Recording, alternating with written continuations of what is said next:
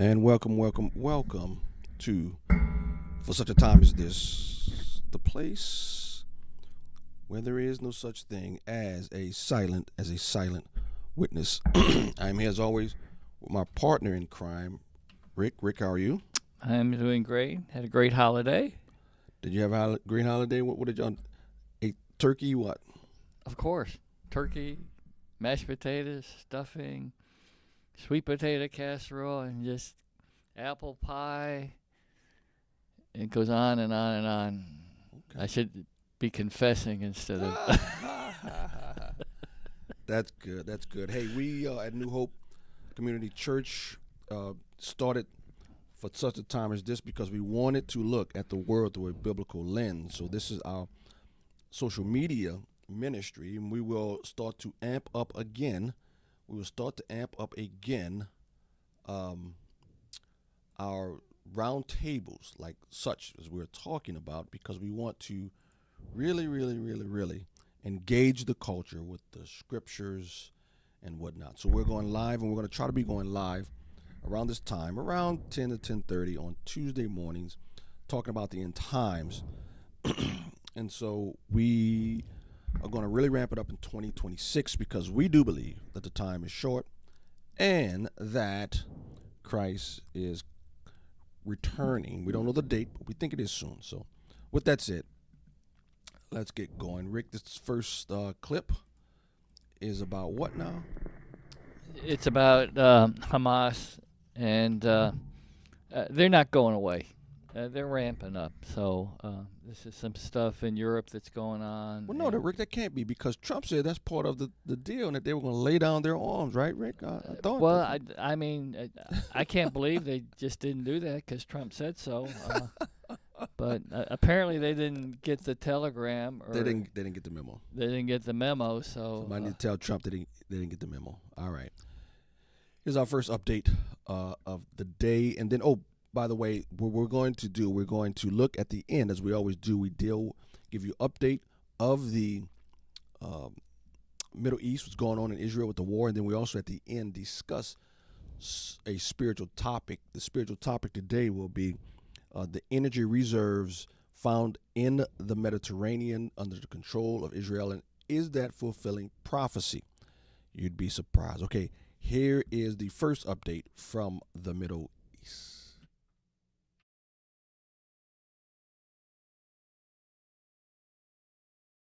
I apologize.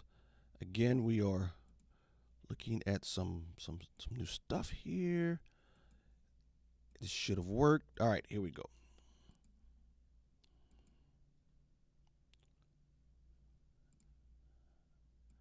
Another technical difficulty. Hold on. Bear with me 1 second. Clip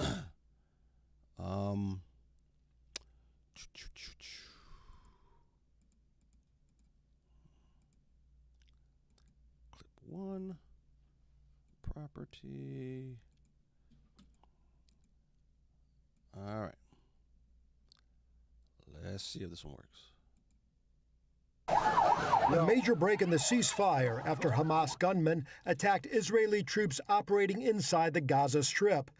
The army responded with a wave of airstrikes, targeting a high-level meeting of Hamas commanders.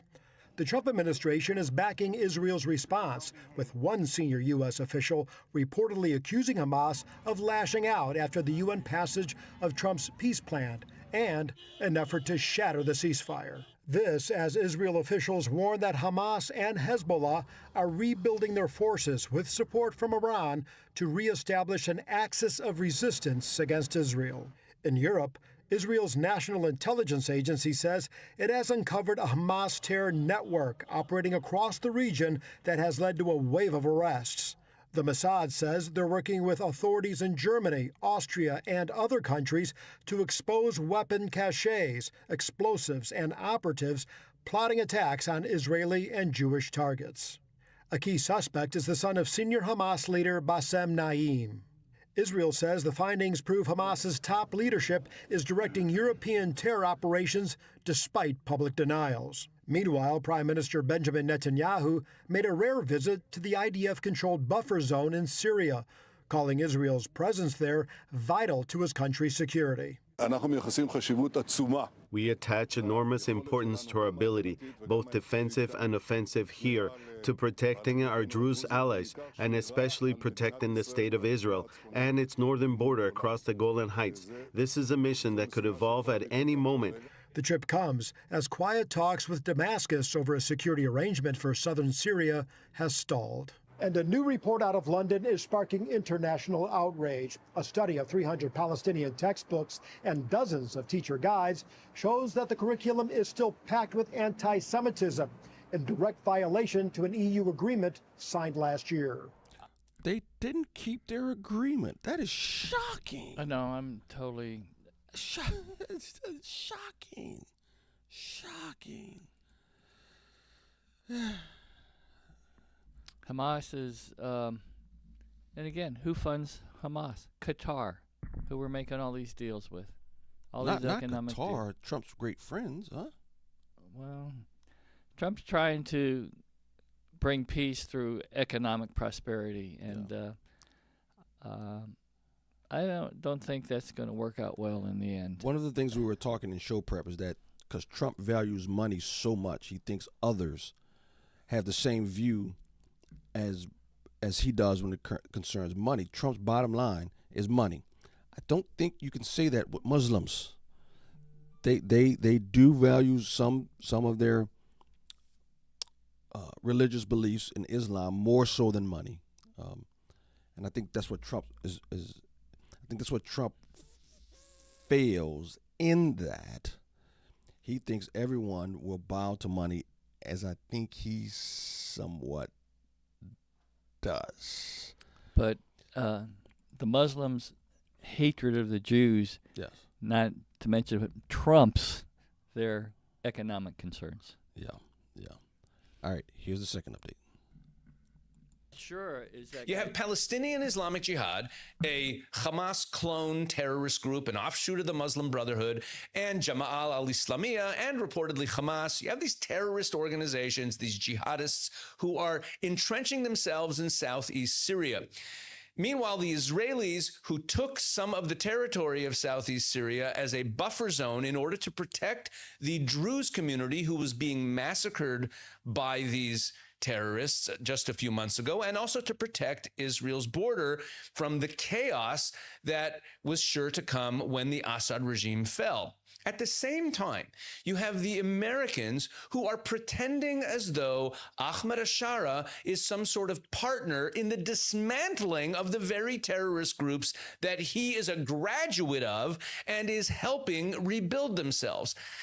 A few weeks ago, I made a video where I talked about the mistakes that the Trump administration is making in the Middle East. And at the top of the list of these mistakes, I said that President Trump believes that somehow these ideological jihadists can be bought off with promises of economic cooperation and all kinds of signed agreements, and that they'll drop their jihadist ideology. And that as long as the Trump administration continues to make this mistake, there will be just more chaos and more bloodshed in the Middle East. And that is exactly what we are currently seeing. The Trump administration is insisting on pretending that Ahmed Ashara is reformable through agreements. Now, I don't think President Trump is a naive person. I don't think that he's a fool. I don't think he really believes that Ahmed Ashara is a good guy. I do believe that President Trump thinks that with the right economic incentives, that he will drop his jihadist ideology and will actually fight against jihadists. And that's the key mistake. He keeps making this mistake, and he's making it again. We really see. I do think he's a little bit naive, Rick. I'm sorry, I do. I do. I do too. He's got enough godly people around him that are telling him the truth, but I don't think he's listening to it. You think he has godly people around him? I think he has a few. I know. Paula White is not one of them. No, Paula White's not one of them, and apparently, it seems like he's holding her opinion over other conservative. I'm not really sure what her role is. Opinion is as it pertains to this, but I know what her opinion is when it comes to orthodoxy. It's out the window.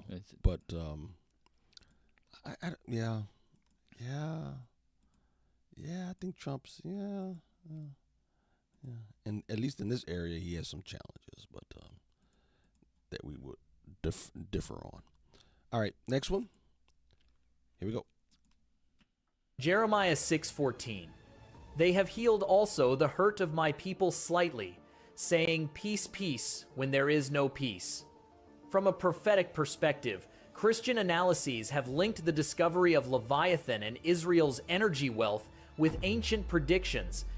In Ezekiel 38, a coalition of nations, Gog and Magog, is said to attack Israel in the last days to seize its riches. Some scholars interpret that these energy resources could be the coveted spoil that provokes tension with nations like Russia, Iran, and Turkey. Though this remains a theory, it makes much sense. Israel, more than a spiritual center, is now a modern energy hub whose economic and technological power is rapidly growing. Operated by major multinationals such as Chevron, Leviathan contributes billions of cubic meters of gas annually to Israel's economy, blending diplomatic power with tangible wealth. However, this prosperity brings a deeper question. Is this a time of blessing or the beginning of a greater spiritual and political conflict? In Genesis 12:3, it is promised, I will bless those who bless you, and whoever curses you, I will curse. All right. So Israel is now becoming an economic power through their oil and gas reserves. We're just talking about the gas reserves today. Next week, I want to talk about the oil reserves because that's another huge find also. But they are already supply Egypt with gas, and all these countries are hesitant to take help from Israel, so they have to kind of do it a back doorway. But they're gonna Israel's probably going to start supplying gas to the European common market because Trump's trying to get the European common market to stop using Russia's gas. That would really, if that went full circle and European common market cut off all Russian deliveries, that would be a big incentive for Russia to take a look at Israel's gas reserves. Okay, and we're going to talk more about those gas reserves and does it fulfill prophecy as our discussion. All right, here's the last update from the Middle East. We have just witnessed the announcement of something that was never achieved before: peace in the Middle East. 3,000 years of history, wars, and broken promises have led us to this moment. Yet, Gaza remains in ruins, and Hamas is still in power. Normally, faced with this scenario, I would be skeptical of any plan. But what this agreement presents to us seems to be much more than a conventional treaty. This plan involves something that goes far beyond Gaza. But if they don't disarm, we will disarm them. They know I'm not playing games. Although Gaza is a small territory, its importance lies precisely in its strategic location, the crossroads of ancient trade routes. Since the time of ancient Egypt, controlling Gaza meant controlling regional trade. Today, controlling Gaza can mean much more than that. For years, people in Israel joked that Gaza gave them the promised land, than that, but in a place without oil. However, that has radically changed with the most recent discoveries. But there's something they don't mention. When Trump and Netanyahu signed the treaty, Chevron and NewMed Energy were already advancing the underwater expansion of the Leviathan field, located just 130 kilometers west of Haifa, to turn it into the new energy engine of the Mediterranean. Coincidence? Or part of a strategic agreement designed for Israel to become the planet's new energy supplier? Off the Israeli coast, in the Mediterranean Sea, lie the Tamar and Leviathan natural gas fields. The latter is one of the largest natural gas deposits discovered in recent decades. All right. We'll see how that new development actually plays into what's going on now and possibly with setting the stage for the end times. With that said, Rick, we have some text you want to go over. Yeah, there's some texts that indicate that Israel would come into some